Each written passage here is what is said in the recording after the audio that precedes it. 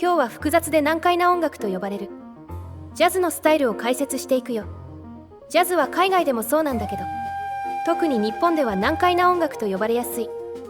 それはなぜかは後で説明しようか。実際に曲を聴いてからの方が分かりやすい。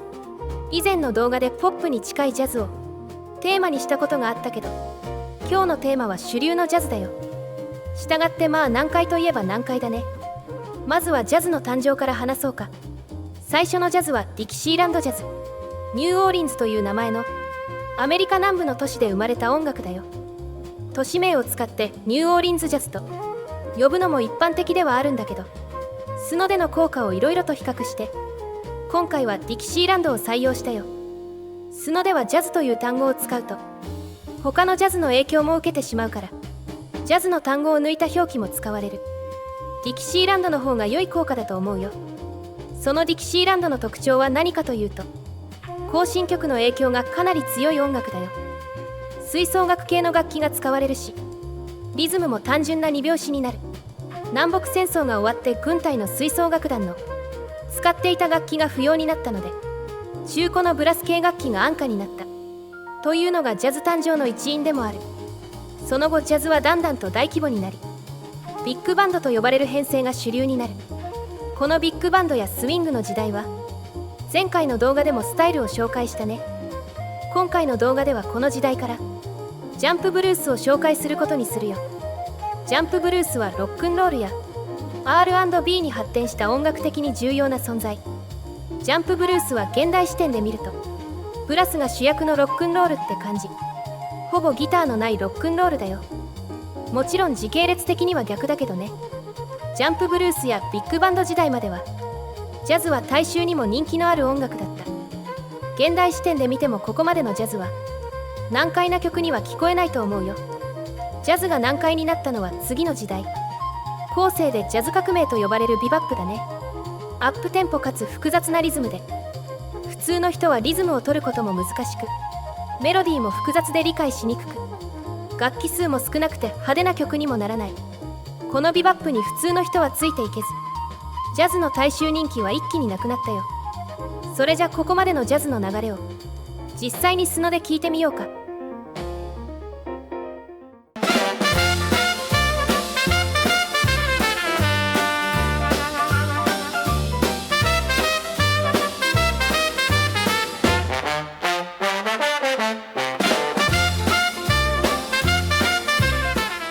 ほどけないテンションコード、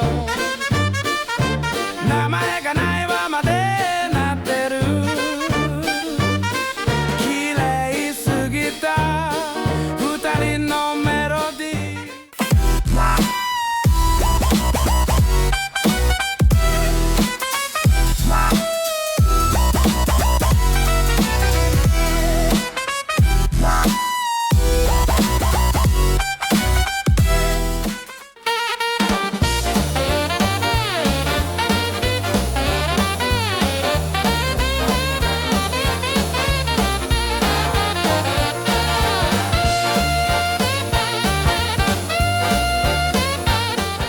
言えなかった言葉の代わり、今もコードを鳴らし続ける。君と過ごした不安なハーモニー。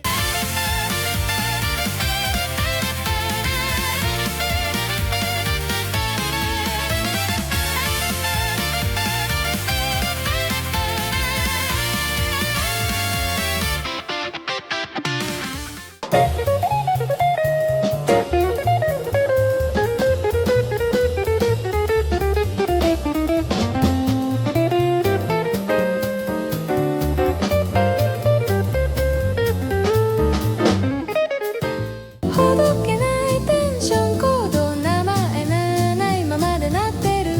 綺麗すぎた二人のメロディー。今は切なさしか響かない。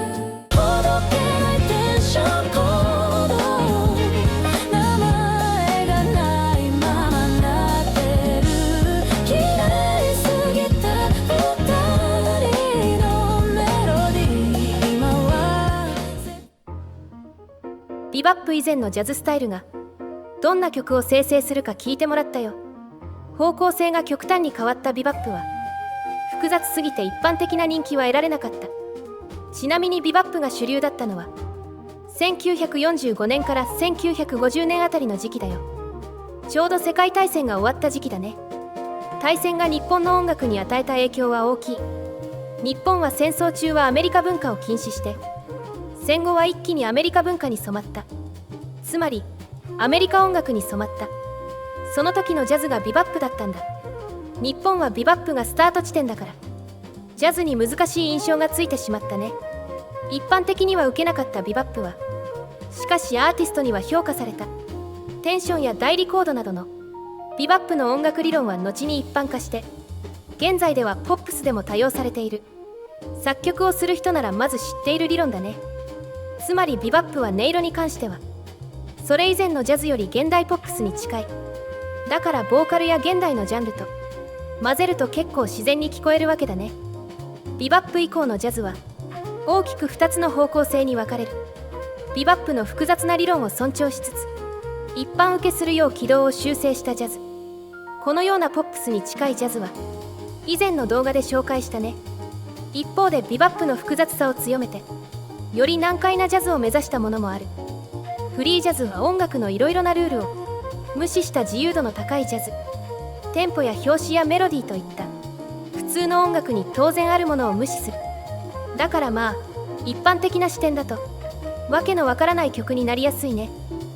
スノは音楽のルールを否定するような曲を生成することが苦手なので、スノのフリージャズは難解だけどそこまでめちゃくちゃな曲にはならないよ。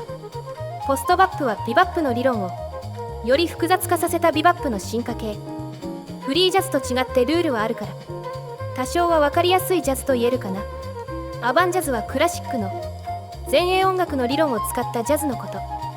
前衛音楽は以前の動画で説明したけど、音楽のルールを意図的に破る音楽のこと。音楽のルールを無視するフリージャズと似ているようで大きく違う点がある。アバンジャズはあえて意図的に音楽的に不自然な要素を使うので、自由なフリージャズとは考え方が違うし、実際に曲調も変わってくるよ。それじゃこの3種類のスタイルがどんな曲を生成するか聞いてみよう。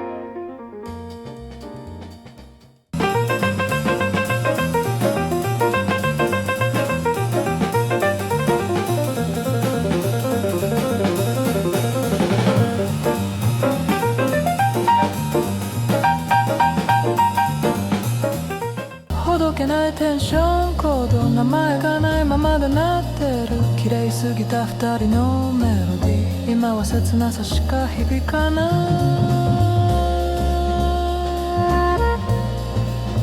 響かない。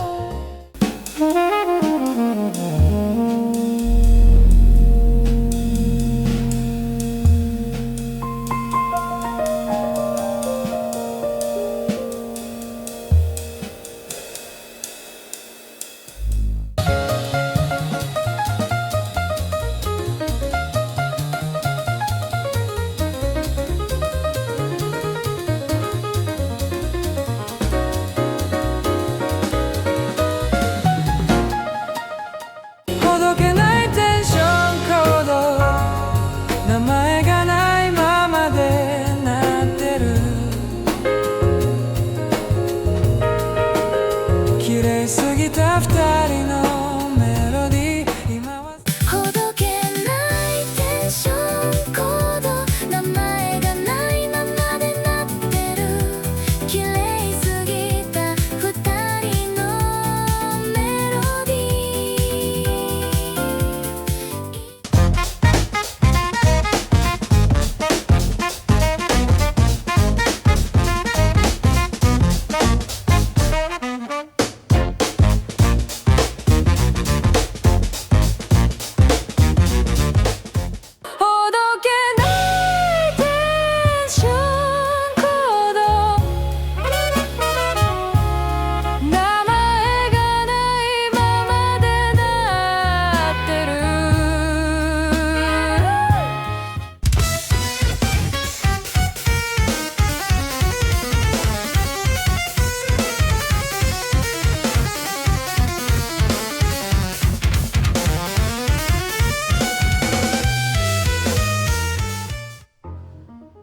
ダンジャズのスタイルがどんな曲を生成するか聞いてもらったよ。